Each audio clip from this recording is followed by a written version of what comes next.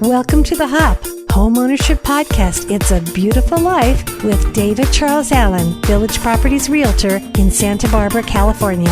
What's going on with the real estate market, David?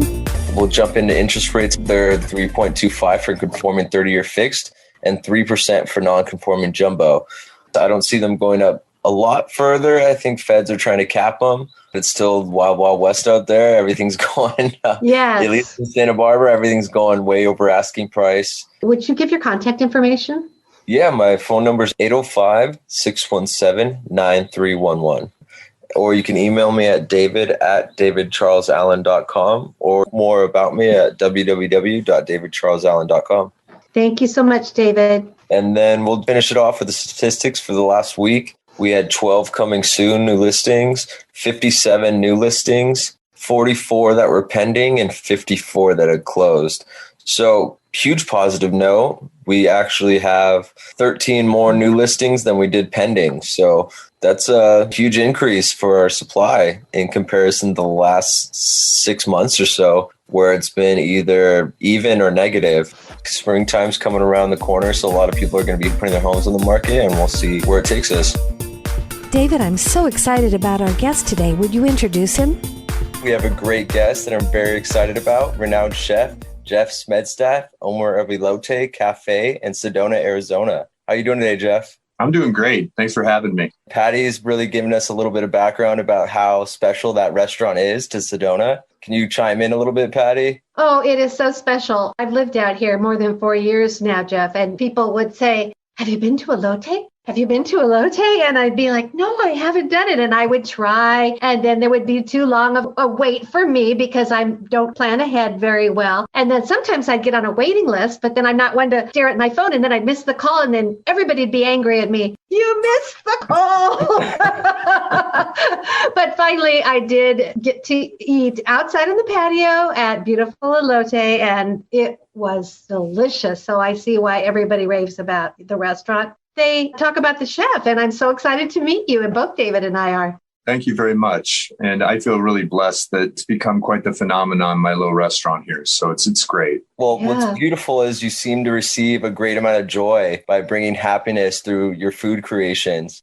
Can you tell us a little bit more about how you got started in all this? It's kind of an odd route, but one of my first jobs cooking was on a desert island halfway between Japan and Hawaii. I was in the Coast Guard, and we had nothing for entertainment except basically some food. And so I really learned at that moment that you could really make somebody very happy. We were living in isolation, and I realized how much food could mean to people. And I guess that's always stuck with me. It's just one of those wonderful things about what I do. People come in to be happy, but if I can make them even happier, it's a really cool way of making a living. Let's just put it that way. Wow, that's a great story. It is an unusual route. I know I read on your resume that you did eventually go to cooking school. Was this before cooking school? You just played around with the ingredients and cooked things? No, it was before cooking school. Actually, I was a deckhand on an icebreaker, and then I went to a cooking school in the Coast Guard. And then when I left for that, the guys on the icebreaker gave me a book with the big fat guy on the cover, and I thought he looked like Chef Boyardee. I took it to Japan with me. It turns out it was the James Beard cookbook, but I didn't know who he was.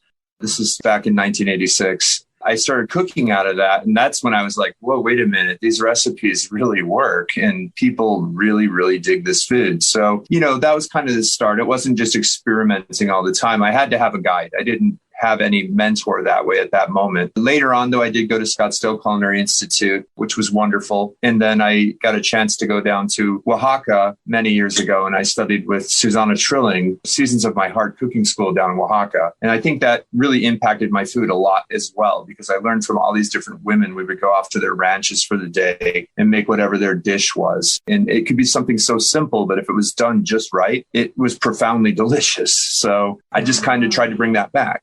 Now, was it in particular that you went the kind of Mexican fusion route? A long time ago, I was chasing a girl around Mexico. It had a giant influence. We were together for 13 years. And so I spent time seeing another side of Mexico that most people don't. And I'll forever be grateful for that. I mean, it was a wonderful way of me being able to kind of get into this other culture, not just the food, but the entire culture. And she had 11 brothers and sisters. So there was always food around if you were down there. Then I would start going to markets and seeing what was in the different markets. And this is kind of before it got really trendy to food travel. I was bringing back things that nobody had ever seen. The internet was just beginning, and it was wonderful to go down there and experience it. And that's the flavors I love. I mean, I grew up here in Arizona, and back in the 80s, the flavors were very basic. They were good, but they were basic. It was very much Sonoran. So then once I got down further south, I was really excited because I was going to culinary school. I was learning about French, Italian, all these different things. But I thought, hey, this is being missed. This food is incredible. Just the basic flavor of it. I kind of just take those wonderful ideas from markets and homes and things like that. And maybe I try to put my own spin on it now. But I had to learn about it at the source first. And I want to bring that to people. So it kind of gives what I do a purpose. That's beautiful. I think Mexican has always been my favorite kind of food as well, living in California.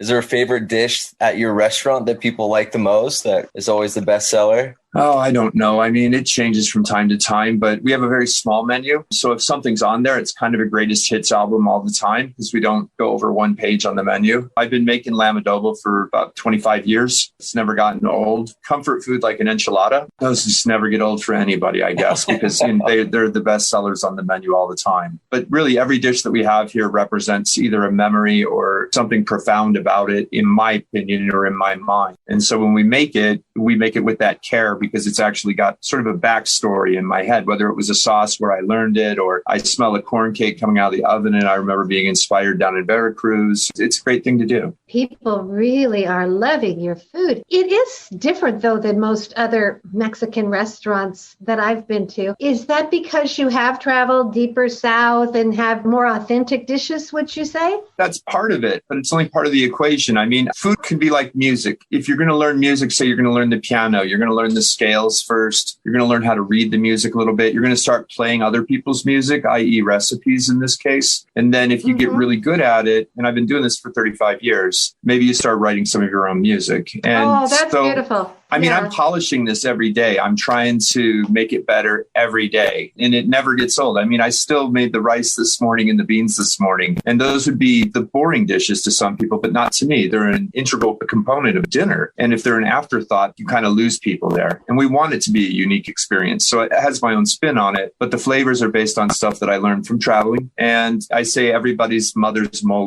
tastes different down in Mexico because it's true. And mine's not the same as everyone else's. And I'm proud of that. David, don't you want to get up to Sedona and try it out? I would, yeah. Any kind of great Mexican food, I love trying. Make your reservations ahead of time, and we'll get you here and we'll go to dinner together. It'll be so much fun. Yeah. So, Jeff, you said you have a smaller menu. Is that kind of rotating things based on what's around you locally, more sustainable? It's part of it. It's not the only consideration, but it's definitely part of it. We try to buy seafood and meats that are sourced from good sources. We're using Nyman Ranch for some of the beef. We get in pork cheeks from a place up in Idaho that I believe is run really well, not just for the animals, but for the farmers as well. We look for scallops that are sustainable. They come off the East Coast, but they're wonderful, wonderful things. And I like the way that they don't screw up the biodiversity of the ocean. So when we're looking at that, we look at the whole picture as much as possible. And that kind of guides us. And it also has to do with taste. So if you can put that together with something delicious, then you have a winner. And that's when the pieces click together. And it really is just that. We try to find great things that are either raised right or they're doing something right for the people involved and take it from there. And then we just try to make it into something even tastier. But I am a pretty picky guy when it comes to ingredients. Well, that's beautiful because food and eating is such an energy transfer between what you're eating and what you're enjoying, where you're at while you're enjoying it. So it seems like just coming to your cafe or restaurant's really going to bring out the joy in people, which is beautiful to see. Well, thank you. And Susie seems to be your rock that has made everything in your life possible. Can you tell us a little bit more about the beauty she brings into your life? Oh, yeah. That was part of coming to Sedona. I met her when I got here, and my life wouldn't be complete without her in it. A lot of chefs work a lot of hours. it's sometimes hard for their spouses to always understand what they do for a living and how much it can take out of you. And I have to say, this woman gives me nothing but support from the beginning of the day to the end of the day. And she gets up to have breakfast with me. And that's kind of our main meal because I work through dinners. She comes down to visit me throughout the day. And when I get home, she greets me with a smile. And I'm sorry, but that's just paradise. If you get to do what you want to do, and then you find somebody to love and that loves you back, it's hard to mess with. So the woman in Mexico is just a bridge to get to Susie, right? That's exactly right. Everything happens for a reason. And I wouldn't have met her had I not met everything previous in my life. But I'm the luckiest guy alive right now. Everything happens for a reason. That is so great. So if people who are listening from wherever, Santa Barbara or around the country, want to learn about your menu and make reservations for their next trip to Sedona, would they call you, go on your website? What's the best way, Jeff? I'm recommending the website. You can go on the website. You can see the menu, what we're currently doing. We change it the day that we change anything so that it's constantly updated. You can do a reservation through there, which is something we didn't used to do. So people aren't waiting hours and hours anymore. But I highly recommend that you think in advance. It's 30 days in advance we take reservations. And as of today, we're literally booked out 30 days. So I guess at midnight on the available day, people start going, I don't know. I never did reservations until COVID hit. And it's actually really nice for me because I know how many people we're going to do for dinner. I have 2 cookbooks as well. So if you're just interested in cooking, the Elote Cafe cookbook's a great way to kind of get into the kitchen if you wanted. They've been really successful over the years, and we wrote volume 2 about a year ago, and that one's going really well as well. So I'm really proud of those books as well. Elote is spelled Elote and then cafe.com. Again, I know I'm singing your praises, but I met somebody in Phoenix the other day and I told them about Elote Cafe and they're like, well, of course I've been there. It's humbling. I mean, I've traveled far and wide and I always run into people that know my restaurant. They don't necessarily know me, but they know the restaurant. And that's good enough for me. And it's just amazing that's had that reach. So I know you had a little experience on television. Can you tell us a little bit about that? Which one? Your Beat Bobby Flay. Oh, God. Yeah. That was an interesting thing. No, I don't think it's rigged. If I went all the way out there, I didn't win, so I could say it's rigged for that reason, but that wouldn't be necessarily true. It was a lot of fun. I felt actually really guilty that I won the first round because the gentleman I was up against in the first round was really sweet. And we sat backstage and talked for a couple hours, and I kind of got to know him. And, he talked about his kids were going to be watching this and all that. And I just was like, oh, no, I beat you. Aww. But then when it came to Bobby, I was like, yeah, okay, game on, let's go. And I don't know, I thought my food was great, but somebody thought it was a little too spicy, and somebody thought that one of his dishes might have been prettier, I think. I'm not sure. There was a whole lot of little talk about Instagram and stuff like that when the cameras weren't rolling, so I don't know. Either way, it was just fun. They flew me out there. I got to eat some really good pizza in Brooklyn the night before, and then I flew right back, and I went right back to work. I didn't miss a day of work. That was important to me, to get out there and get it done, and they actually changed their schedule to have me, because I told them I wouldn't do it if it wasn't a Sunday or a Monday, and I think we did it on a Sunday, and they normally only tape on Wednesdays or something. I tried to weasel out of it a little bit, but after they did that, I couldn't, because I was like, I'm not sure I want to go out there to New York and do this.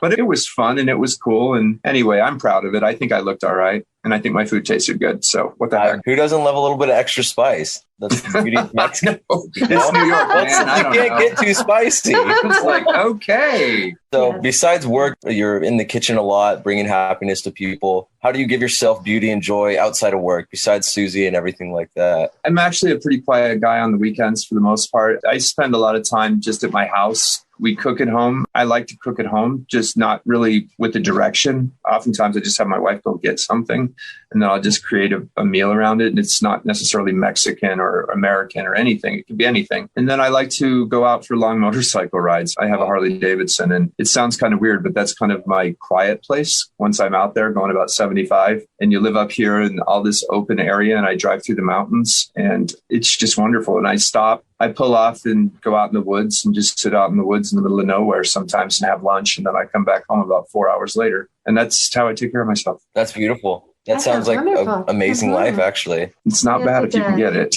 It's not bad.